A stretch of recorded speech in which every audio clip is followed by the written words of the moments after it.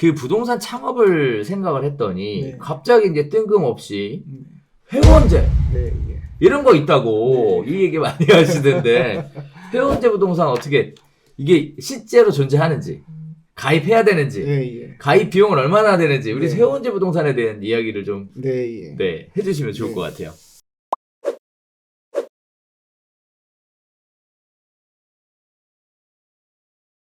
다섯 번째 질문으로 가겠습니다.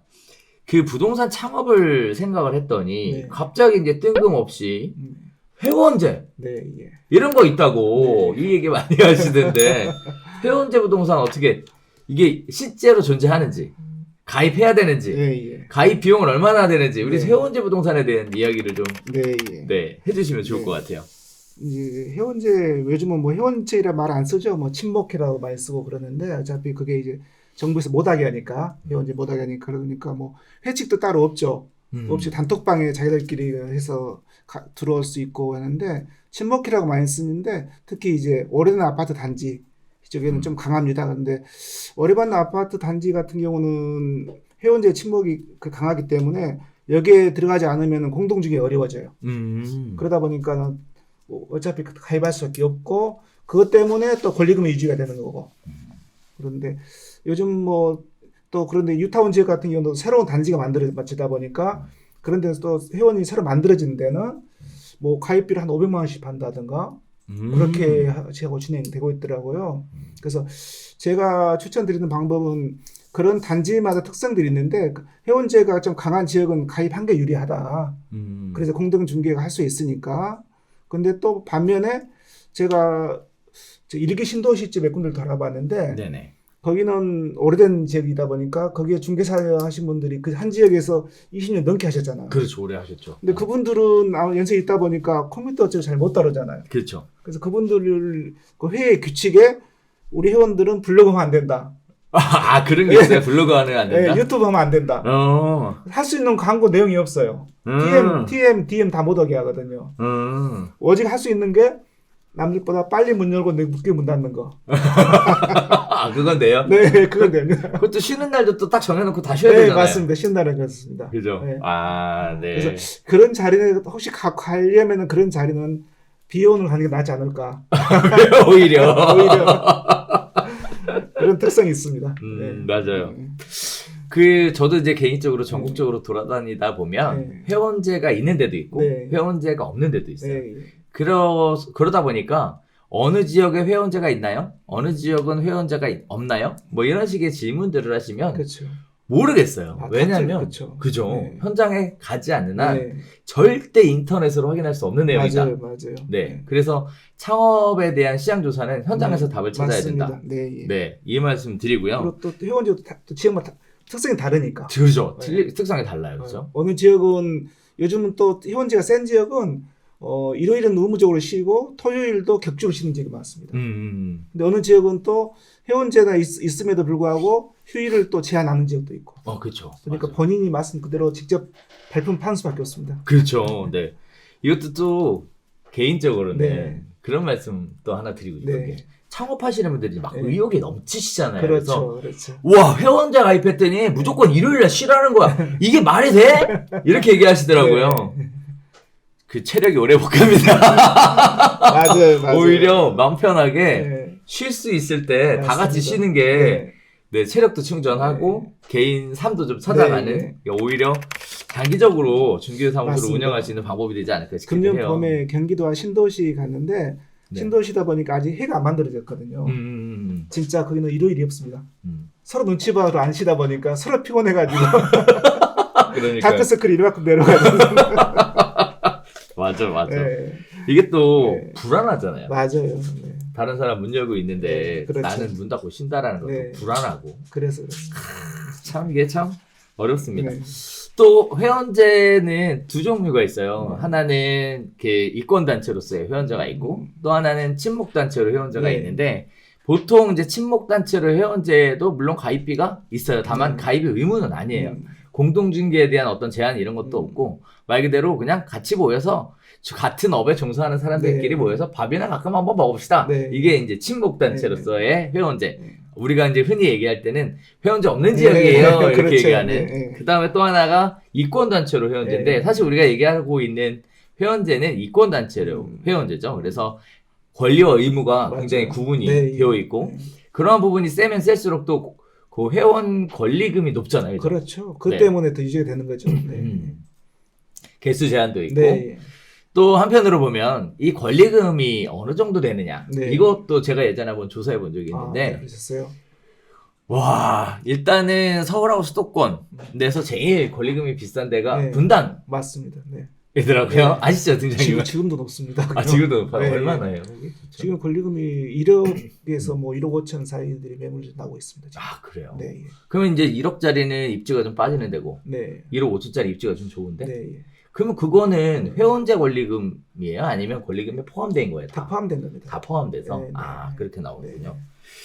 그리고 또 제일 비싼 데는 분당이 아니더라고요. 아, 부산이더라고요. 아 그래요? 1억 부산- 6천.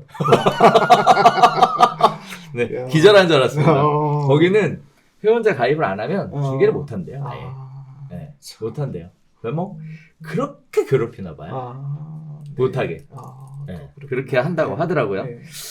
회원제가 있는지 없는지 현장에서 답을 찾으시고 또 회원제가 있다고 하면 할 수 있는 것과 할 수 없는 것 네. 예. 이 어디까지인지 반드시 확인해 보셔야 되고요. 만약에 할 수 없는 것이 너무 많아서 네, 적응하기가 어렵겠다라고 하면 창업하지 않는 거, 그 지역에. 그럼에도 불구하고 내가 해보겠다라고 네. 하면 그때는 비호원으로 가는 게 오히려 그렇죠. 나은 거. 네, 네. 네. 이렇게 정리해 볼 수 있을 네. 것 같아요.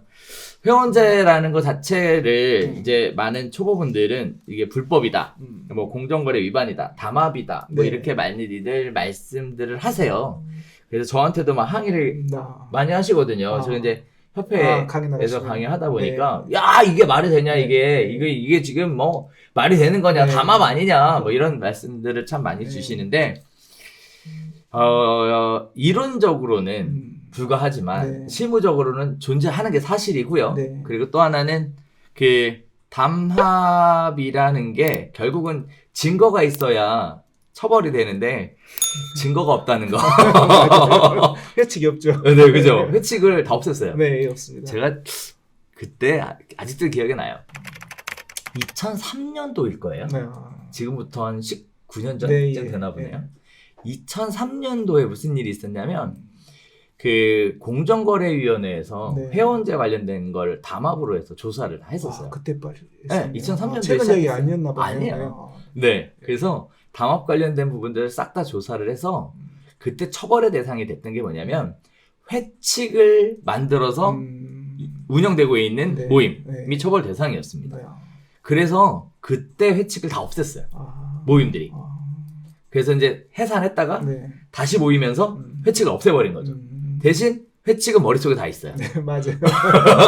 회칙은 머릿속에 다 네, 있고 그 다음에 회장만 갖고 있어요. 네. 그래서 필요할 때 회칙의 내용을 꺼내서 보여주는 형태로 다 바뀌었어요. 그러다가 이게 공인중개사법으로 들어온 거죠. 네. 그 당시에 이제 문제가 됐던 게 이제 공정거래위원회에서 처벌을 받으면 벌금형 3천만 원 나왔습니다. 아, 과태료 아니고 벌금이. 네, 벌금형으로 나왔어요. 그러다가 이게 공인중개사법으로 들어오고 나서 역시 벌금인지 과태료인지 그건 모르겠는데 역시 3천만 원. 그러니까 시간이 지나서 물가는 올랐어도 근데 납부해야 되는 그 책임의 범위는 네. 똑같다. 네. 이런 말씀 하나 드리고 싶은데요.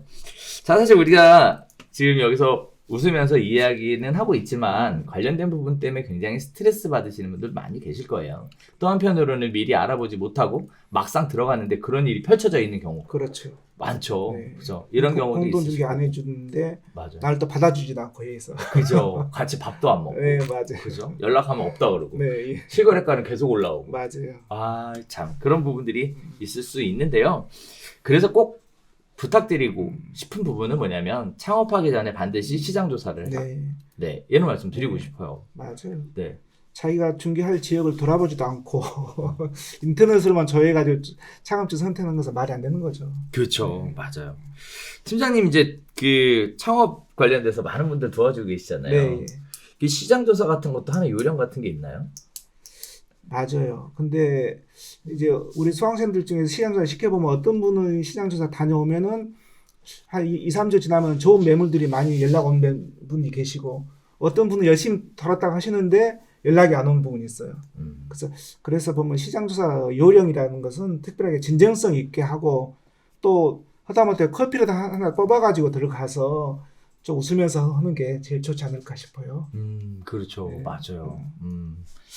그게 사실 뭐 이렇게 열렬히 환영하면서 두 손 활짝 펼치고 이렇게 기다리고 있는 거 아니니까. 그렇죠. 네. 그 부분이 어떻게 보면 네. 중개업을 창업하는 데 있어서 첫 번째 관문이 되겠네요. 네, 예. 다른 부동산 문 열고 들어간 용기. 맞아요. 네. 그 거절과 싼들한 네. 시선에 대해 맞아요. 그 돌파할 수 있는 네. 어떤 그런 깡다구 뭐 맞아요. 이런 게.